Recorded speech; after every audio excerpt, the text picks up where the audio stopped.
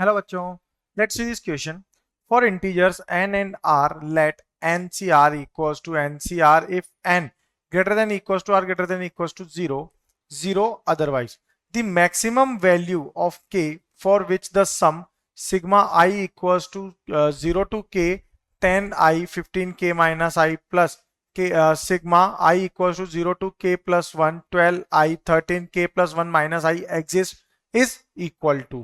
तो यहाँ इसके हमें k की मैक्सिमम वैल्यू क्या होगी वो हमें फाइंड करना है. तो फर्स्ट ऑफ ऑल अगर हम ये जो कंडीशन हमें गिवन है दैट इज एनसीआर, तो यहाँ पे ये कंडीशन क्या है. सपोज एक टर्म अगर हम यहाँ देखें कि 2c5, तो ये वैल्यू एग्जिस्ट करती है या नहीं. ये वैल्यू एग्जिस्ट करती है बट इसकी वैल्यू क्या होगी, exist but value is equal to 0 because यहां पे हमें n इक्वल टू क्या है 2 और r इक्वल टू क्या है 5, यानी कि 2 is less than equal to 5 है. ठीक है, तो 2 की वैल्यू 2 क्या है, लेस देन 5 है. तो यहां से n क्या हो जाएगा हमारा, n is less then r. तो इस कंडीशन के अकॉर्डिंग अगर हम देखें तो ये क्या आएगा, इक्वल टू 0 बिकॉज अगर n ग्रेटर देन r है तो वैल्यू क्या है एनसीआर, अदरवाइज 0 है, तो इसकी वैल्यू क्या हो जाएगी 0.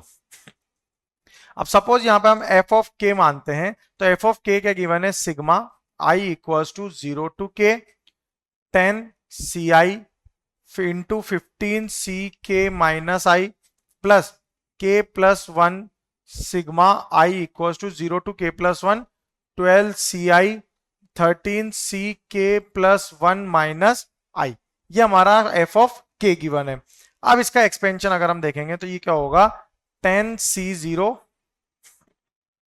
okay, 10c0 and 10ck plus 10c1 15ck minus 1 up to plus 10ck 15c0 plus ये वाली एक्सपेंशन जो है वो तो इस फर्स्ट पार्ट के लिए आ गया.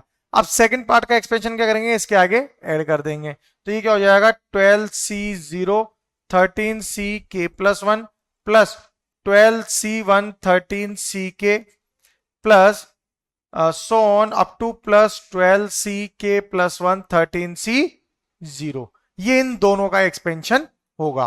अब आगे अगर हम देखेंगे तो इसमें हम एक कंडीशन बाइनोमियल का जो फॉर्मूला है दैट इफ कंडीशन क्या होगी, अगर sigma i equal to 0 to suppose alpha है, ठीक है, और यहां पे केस क्या है n C alpha minus r है, तो इसका वैल्यू कितनी होगी m प्लस एन, ये हो जाएगा यहाँ पे m, सपोज इसको m मान लेते हैं, तो m प्लस एन सी, ये हो जाएगा यहाँ पे अल्फा. सॉरी, ओके, ये वैल्यू आ जाएगी यहाँ पे इसका समेशन. अब ये जो फॉर्मूला है हम इस पूरी इक्वेशन में यहाँ पे यूज करेंगे, तो ये वैल्यू क्या हो जाएगी, यहां से ये वैल्यू होगी हमारी F of K is equal to 10 plus 15 C I plus K minus I plus again m plus N लगाएंगे तो 12 प्लस 13 सी के plus 1 minus I plus I. तो ये कितना हो जाएगा 25 सी के प्लस 25 सी के प्लस 1 हो जाएगा. अब अगेन एक बाइनोमियल फॉर्मूला देखें हम, that is n C r plus 1 है, तो ये इसकी वैल्यू कितनी होती है n plus 1 C r plus 1 के इक्वल. तो ये कितना हो जाएगा, एन इक्वल टू 25 है, तो एफ ऑफ के विल बिकम 26 सी के प्लस 1 हो जाएगा.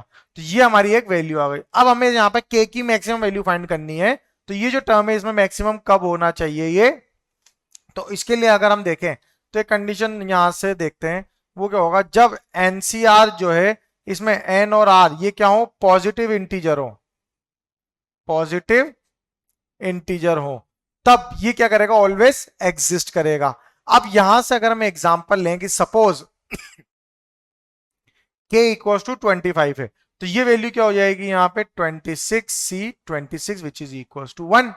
अब अगर वैल्यू k से कम है या k से अगर हम ज्यादा लेते हैं वैल्यू, ठीक है, मोर देन n लेते हैं, अगर n जो है वो ग्रेटर देन सॉरी n की वैल्यू अगर हम लें लेस देन r,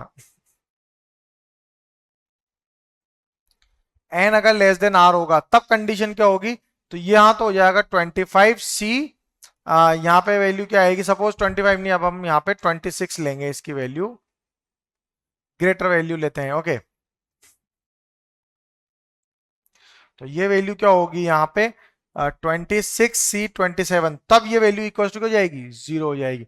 तो यहाँ पे केस क्या बनेगा हमारा, जो एफ ऑफ के लिए वैल्यू बनेगी वो बनेगी 26C k+1 when k is less than equals to 25 or 0 for all the other values, that is otherwise. This is our required condition. So we can say that the k here is a boundless, means k यहाँ पे depend नहीं करेगा। Okay मतलब k की कोई boundary नहीं है, k depend करेगा बट सॉरी k की कोई बाउंड्रीज यहां पर एग्जिस्ट नहीं होगी। Okay, so our final answer is that k does not have any boundness. Best of luck.